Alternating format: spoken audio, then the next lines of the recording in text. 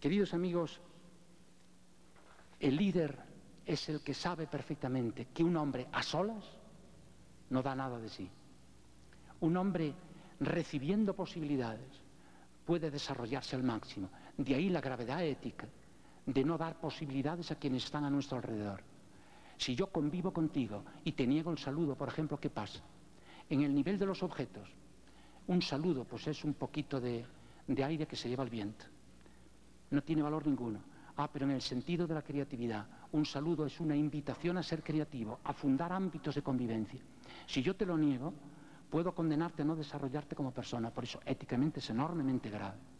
Se transfigura toda la vida, queridos amigos. Se entiende la ética por dentro cuando comprendemos bien todo esto. Por ejemplo, permítame este ejemplo, el pan y el vino. Fíjense cómo se transfigura nuestra manera de ver algo tan sencillo y tan cotidiano como el pan y el vino. Yo a veces le digo a los chicos, cojo un trozo de pan y le digo, vamos a ver, ¿qué es esto? Y me dicen, es el producto de un esfuerzo fabril. Muy bien. Alguien fabricó pan. Muy bien. Por tanto, ¿esto qué es? Y me dicen, un objeto. Lo podemos pesar, delimitar, situar. Le digo, muy bien. Pero se queda en eso, queridos amigos, ejercitada la inteligencia. Una persona formada tiene que tener una inteligencia de tres condiciones: inteligencia de largo alcance, inteligencia amplia, integradora e inteligencia penetrante. Penetrada en lo que es el pan. Vamos a ver, ¿con qué se hizo el pan? Y me dicen, con frutos naturales. Muy bien, por ejemplo el trigo. Pongo en la palma de la mano un sencillo y humilde grano de trigo y les digo, ¿qué es esto? Y me dicen, un objeto. Le digo, no. Es que se lo puede pesar. Sí, sí, pero ¿solo es eso? Este grano de trigo, queridos amigos, es el fruto de un encuentro. No es el mero producto de un proceso fabril. Nadie en el mundo produce trigo. Suele decirse, pero se dice de una manera poco rigurosa. El agricultor no produce trigo, colabora a que surja esa maravilla que es un grano de trigo. Miren, el agricultor recibe de sus antepasados el arte de elaborar la tierra y unas semillas. Y el agricultor deposita las semillas confiadamente en la madre tierra y espera confiadamente a que se dé la confluencia de la lluvia y la tierra, el viento, el aire, el calor que evapora el agua. Tienen que confluir multitud de cosas y luego el sol que dora la mies. Y cuando confluye toda esa serie enorme de elementos, llega un buen día que sucede el milagro de ver un grano de trigo. Por eso todos los acontecimientos de la cosecha, las actividades de cosecha, por ejemplo del pan y del vino, van unidos con una enorme alegría y una gran generosidad. Un trocito de pan me decía, niña, toma el trozo de pan y bésalo. El pan no se tira. ¿Por qué? Porque el pan merece veneración, respeto. Es el fruto de la confluencia de todo el universo. Y cuando, por ejemplo, en la liturgia católica, ofrece el sacerdote con actitud oferente al Padre el pan y le dice, fruto de la tierra y del trabajo del hombre, y se lo ofrece al Creador de todos los bienes, en ese momento sucede algo fantástico, que es que el círculo de amor de la creación se cierra. Dios crea el mundo por amor y nos crea libres para que volvamos a Él por amor. Y entonces le decimos, esto que es fruto de un encuentro múltiple, este va a ser el símbolo de nuestro encuentro con los demás y contigo. Y toda la comunidad se une entre sí, se unen todos con el Creador, a propósito del pan. Y lo mismo digamos del vino. El vino se elabora, y a veces demasiado, pero el vino se elabora con racimos de uvas. ¿Qué es una uva? No es el producto de un acto de fabricación, nadie fabrica uvas. Es también el fruto de un encuentro. ¿Ven? Se transforma nuestra manera de ver el universo. Yo les sugeriría a ustedes una experiencia, porque la manera mejor de aprender es ir haciendo experiencia. Ustedes aprendan un poema de memoria, por pequeño que sea. Nuestras vidas son los ríos que van a dar en la mar, que es el morir. Allí van los señoríos dispuestos a acabar y consumir. Despierta el alma dormida, vive el seso y despierto, contemplando cómo se pasa la vida, cómo se viene la muerte tan callando, cómo al principio da placer, luego después de acordado da dolor, cómo a nuestro parecer cualquier tiempo pasado fue mejor. ¿Recuerdan? Las elegías de Jorge Manrique a su padre. Aprendan ustedes, por ejemplo, estas estrofas. Nuestras vidas son los ríos. Apréndanlas de memoria. La memoria es la mejor auxiliar de la inteligencia. La memoria es algo creativo, no es mero almacenaje. La memoria hay que ejercitarla, es la mejor auxiliar de la inteligencia. Pues bien, apréndanlas de memoria. Retírense a su habitación, cuando estén solitos, para que no llamen al loquero, ¿verdad? cuando estén solitos. Apaguen la luz de noche, por ejemplo, apaguen la luz, quédense a solas con el poema, encuéntrense con él, conviértanlo en su voz interior. Ya verán cómo el poema les acaba pareciendo como propio de ustedes. Transformen el ritmo, cámbienlo, las aliteraciones hagan que se oigan muy bien, ríos, mar, morir. Llega un momento en que ustedes se considerarán como los autores del poema. Ustedes verán que el poema no viene de fuera adentro, el poema les sale a ustedes de dentro. ¡Ah, esto es fabuloso! Ustedes entonces descubrirán que entre el dentro y el fuera no hay oposición cuando hay creatividad. Si ustedes recitan de verdad bien el poema, ustedes son creativos en ese momento. El poema ya no es algo que les viene impuesto de fuera, el poema les brota de dentro a ustedes. Y lo mismo una obra musical. Es fantástico conocer una obra de memoria, por ejemplo, y sentarse, por ejemplo, al piano o al órgano con la luz apagada, sin partitura, nada. Y ustedes van creando la obra y la cambian el ritmo, frasean de una manera o de otra, y ustedes se sienten dueños, en el buen sentido, es decir, modeladores de la obra, pero se dan cuenta de que la obra la está modelando a ustedes.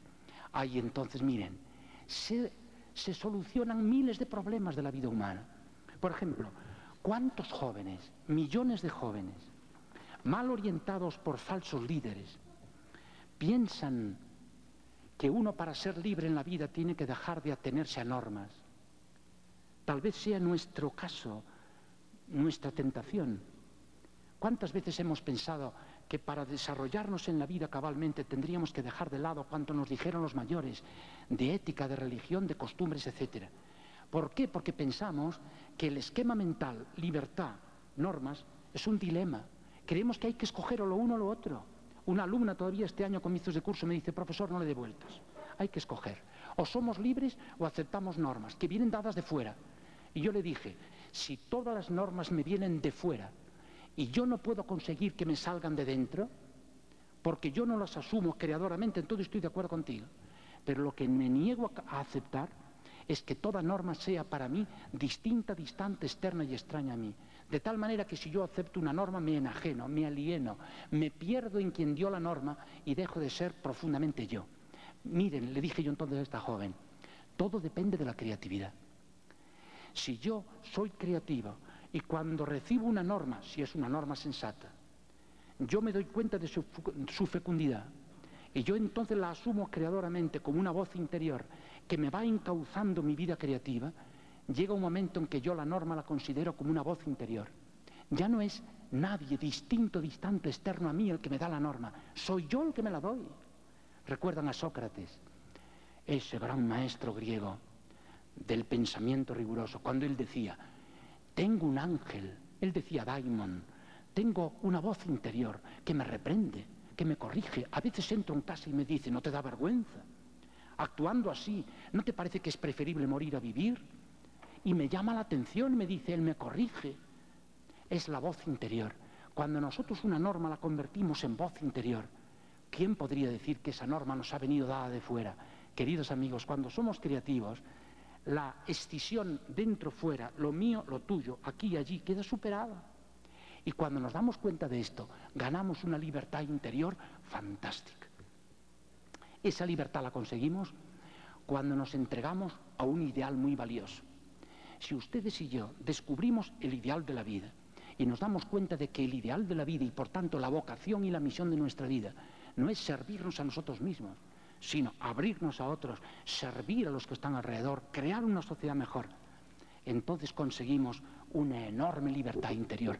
Porque ese ideal que nos viene dado de fuera, fíjense por ejemplo para los creyentes cristianos, todo el Evangelio está puesto a esa carta de la unidad. Jesús no nos dijo otra cosa, estad unidos, quereos unos a otros, como yo estoy unido con el Padre. Todo el Evangelio está puesto a la carta de la unidad. Pero incluso el que no sea creyente, hoy la investigación le va diciendo cómo realmente la unidad es el ideal de la vida. Pues bien, si nosotros adoptamos el ideal de la unidad, entonces nosotros nos daremos cuenta de que libertad y norma, libertad y cauce, libertad y obediencia no se excluyen, se complementan. Fíjense qué bien lo vamos a ver. Si yo, por ejemplo, leo en el Evangelio y me dice, amaos unos a otros, es una norma. A mí me dicen que ame a los demás. Esa norma en principio es externa a mí, naturalmente. Me viene dada de fuera, no la inventé yo. es distinta de mí, distante, externa, ajena a mí. Ah, pero ustedes figúrense que yo intuyo que en esa norma hay una fuente de vida. Y entonces la hago propia y yo empiezo a amar a los demás, empiezo a entregarme a los demás. Muy pronto yo me daré cuenta de que esa norma es una fuente de vida, la pide mi misma realidad. Y si yo no soy fiel a esa norma, mi voz interior me dirá por la noche: Alfonso, qué necio has sido. ¿No te has dado cuenta de que tu misma realidad personal no puede crecer, no puede desarrollar si no te atienes a esa norma? Esa norma no es ajena a ti, es lo más profundo de ti mismo. Y entonces lo descubrimos todo. Entonces yo descubro, por ejemplo, que tú eres para mí ahora en este momento distinta. Y si no te conozco y nuestras vidas son totalmente distintas, tú eres para mí distinta, externa, distante, extraña, ¿de acuerdo? Pero lo serás siempre.